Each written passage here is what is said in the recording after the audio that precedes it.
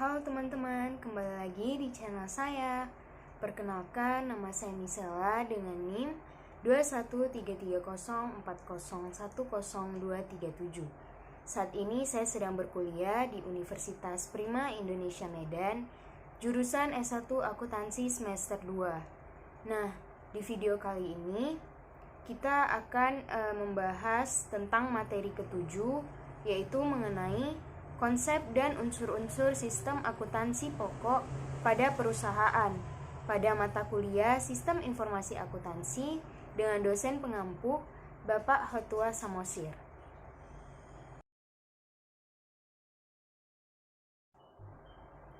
Langsung saja kita masuk ke subtopik yang pertama, yaitu mengenai pengertian sistem akuntansi pokok. Beberapa ahli menyatakan bahwa yang pertama ada Mulyadi. Mulyadi mengemukakan sistem akuntansi yaitu organisasi formulir, catatan, dan laporan yang dikoordinasi sedemikian rupa untuk menyediakan informasi keuangan yang dibutuhkan oleh manajemen dalam pengelolaan. Yang kedua ada Nugroho. Nugroho mengemukakan bahwa sistem akuntansi merupakan suatu alat yang dipakai untuk mengorganisir atau menyusun, mengumpulkan, dan mengikhtiarkan keterangan-keterangan yang menyangkut seluruh transaksi perusahaan di mana para pegawai, kegiatan-kegiatan perusahaan, bahan-bahan, dan mesin-mesin dapat dipadukan sedemikian rupa, sehingga pengawasan dapat dijalankan sebaik-baiknya. Dan yang ketiga, menurut Baritwan, sistem akuntansi yaitu sistem akuntansi adalah formulir-formulir, catatan-catatan, prosedur-prosedur, dan alat-alat yang digunakan untuk mengelola data mengenai usulan satu kesatuan ekonomis dengan tujuan untuk menghasilkan umpan baik dalam bentuk laporan-laporan yang dilakukan oleh manajemen untuk mengawasi usahanya, dan bagi pihak-pihak lain yang berkepentingan seperti pemegang saham kreditur dan lembaga-lembaga pemerintahan untuk memulai hasil operasi. Jadi dapat disimpulkan bahwa sistem akuntansi merupakan suatu organisasi yang digunakan untuk merangkum semua kegiatan dan transaksi perusahaan guna menghasilkan informasi yang diperlukan oleh manajemen sebagai alat pengawasan demi kelancaran aktivitas perusahaan di masa yang akan datang. Sistem akuntansi pokok dirancang perusahaan untuk pihak internal dan pihak eksternal. Lalu terdapat unsur-unsur sistem akuntansi pokok yang terdiri dari 1. Formulir. Formulir merupakan dokumen yang digunakan untuk merekam terjadinya transaksi. Contoh formulir adalah faktur penjualan dan bukti kas keluar. Yang kedua ada jurnal. Jurnal merupakan catatan akuntansi pertama yang digunakan untuk mencatat, mengklasifikasikan, meringkas data keuangan, dan data lainnya. Lalu yang ketiga ada buku besar. Buku besar terdiri dari rekening-rekening yang digunakan untuk meringkas data keuangan yang telah dicatat sebelumnya dalam jurnal. Lalu yang keempat ada buku pembantu. Buku pembantu ini terdiri dari rekening-rekening pembantu yang merinci data keuangan yang tercantum dalam rekening tertentu dalam buku besar. Lalu yang kelima ada laporan.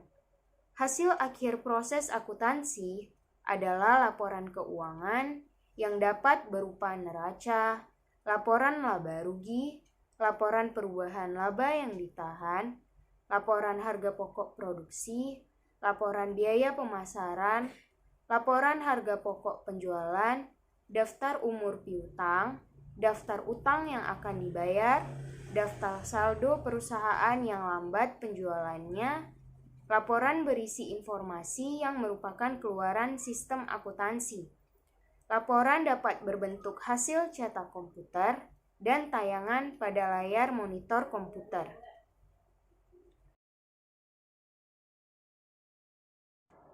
Selanjutnya kita masuk ke subtopik yang kedua, yaitu mengenai bukti transaksi. Untuk melaksanakan atau menjalankan sistem akuntansi, bukti transaksi merupakan pemicu.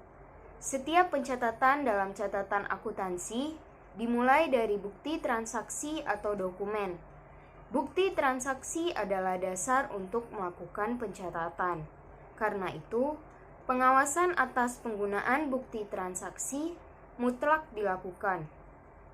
Perancangan bukti transaksi yang baik harus memperhatikan kebutuhan informasi, rekening buku besar, dan buku pembantu, serta jurnal.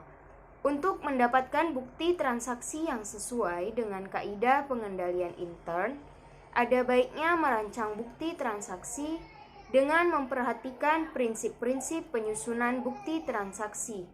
Nah, prinsip-prinsip penyusunan bukti transaksi tersebut adalah: yang pertama, pencantuman identitas bukti transaksi. Yang kedua, pencantuman identitas perusahaan. Yang ketiga, rancangan sesuai kebutuhan. Yang keempat, ada tembusan atau kopi. Yang kelima, pencantuman unsur internal cek. Dan yang keenam, pencantuman nomor urut tercetak.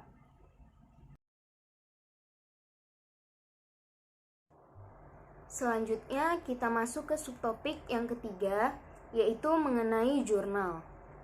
Dalam pencatatan transaksi, terutama yang kebanyakan masih manual, buku jurnal memegang peranan yang sangat penting karena merupakan catatan akuntansi pertama yang disusun secara kronologis. Buku jurnal terbagi ke dalam jurnal umum dan jurnal khusus. Jurnal khusus yang pada umumnya digunakan antara lain: yang pertama, jurnal penjualan; yang kedua, jurnal pembelian; yang ketiga, jurnal penerimaan kas; yang keempat, jurnal pengeluaran kas; dan yang kelima, jurnal pemakaian bahan. Untuk merancang format jurnal khusus, hal-hal berikut ini harus dipertimbangkan. Yang pertama, pelajari karakteristik transaksi perusahaan. Yang kedua, pencatatan ayat jurnal standarnya.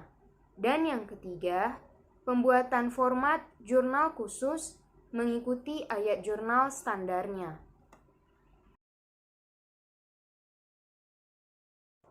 Selanjutnya kita masuk ke subtopik yang keempat, yaitu mengenai buku besar dan buku pembantu. Buku besar dan buku pembantu adalah catatan akuntansi kedua dalam siklus pencatatan transaksi.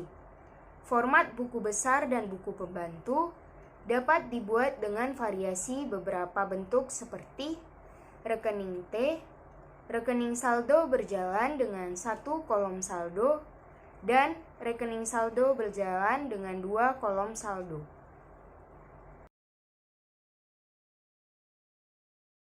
Selanjutnya, subtopik yang kelima, yaitu mengenai klasifikasi dan kode rekening.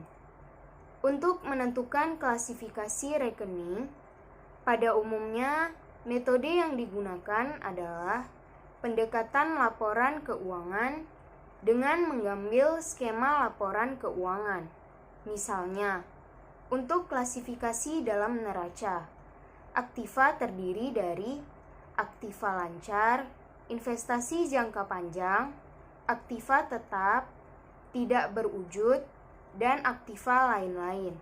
Lalu hutang dan modalnya terdiri dari hutang lancar, hutang jangka panjang, dan modal.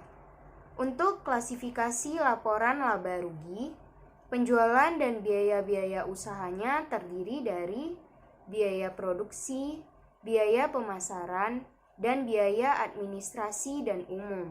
Lalu untuk pendapatan dan biaya di luar usaha, ada pendapatan sewa dan biaya bunga.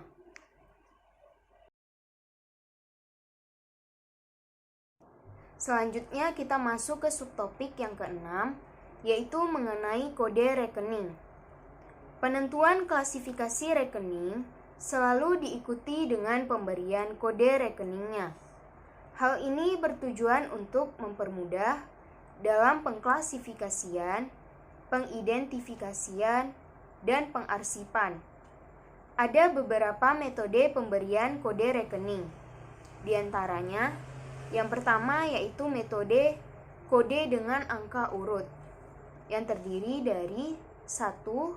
Kas, 2. Piutang dagang, 3. Persediaan barang dagang, 4. Tanah, 5. Bangunan, 6. Akumulasi penyusutan bangunan, yang ketujuh hutang dagang, yang kedelapan hutang bank jangka panjang, yang kesembilan modal, yang kesepuluh ada prive, yang kesebelas pendapatan, yang kedua-belas ada biaya gaji, yang ke-13 ada biaya bahan habis pakai, yang ke-14 ada biaya penyusutan, yang ke-15 ada biaya utilitas, dan yang ke-16 ada biaya lain-lain. Lalu metode yang kedua yaitu dengan kode angka blok. Metode ini memberikan sejumlah cadangan angka untuk klasifikasi tertentu. Berikut ini contoh pemberian kode rekening dengan angka blok. Dari nomor 01 sampai 24 yaitu aktiva lancar, dari 25 sampai 33 itu aktiva tetap, dari 34 sampai 36 itu aktiva tidak berwujud, dari 37 sampai 39 aktiva lain-lain, dari 40 sampai 49 itu ada hutang lancar, dari 50 sampai 56 ada hutang jangka panjang, dari 57 sampai 59 itu ada modal, dari 60 sampai 62 ada pendapatan, dan dari 63 sampai 89 ada biaya-biaya. Lalu metode ketiga yaitu menggunakan metode kode kombinasi. Metode ini menggunakan kombinasi huruf dan angka tertentu. Contohnya AL01, AL242, AT33, HL413, M62. Lalu metode yang terakhir yaitu dengan kode kelompok. Metode ini menggolongkan rekening dalam kelompok tertentu. Dalam laporan keuangan, yang disebut dengan kelompok adalah aktiva, kewajiban, ekuitas, pendapatan, dan beban. Masing-masing kelompok memiliki golongan tersendiri. Setiap golongan terdiri dari subgolongan tertentu, masing-masing akun, dan digambarkan dengan bagan. Subgolongan mempunyai jenis perluasan, jenis akun ada di rinciannya.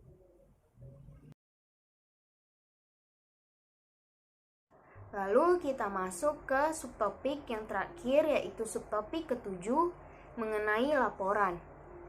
Laporan yang dihasilkan sistem akuntansi pokok adalah laporan keuangan dan juga dapat berupa laporan-laporan yang lainnya. Nah, laporan keuangan ini terdiri dari neraca, laporan laba rugi, laporan arus kas, dan laporan perubahan modal. Lalu, laporan lain-lainnya terdiri dari laporan penjualan, laporan harga pokok produksi, laporan daftar umur piutang, dan laporan persediaan. Jadi, kesimpulan dari topik ke-7 ini yaitu sistem akuntansi merupakan suatu organisasi yang digunakan untuk merangkum semua kegiatan dan transaksi perusahaan guna menghasilkan informasi yang diperlukan oleh manajemen sebagai alat pengawasan demi kelancaran aktivitas perusahaan di masa yang akan datang. Sistem akuntansi pokok dirancang perusahaan untuk pihak internal dan pihak eksternal. Dan unsur-unsur sistem akuntansi pokok terdiri dari formulir, jurnal, buku besar, buku pembantu, dan laporan. Demikian materi ini saya sampaikan. Tunggu video selanjutnya ya teman-teman. Atas perhatiannya, sekian, saya ucapkan terima kasih.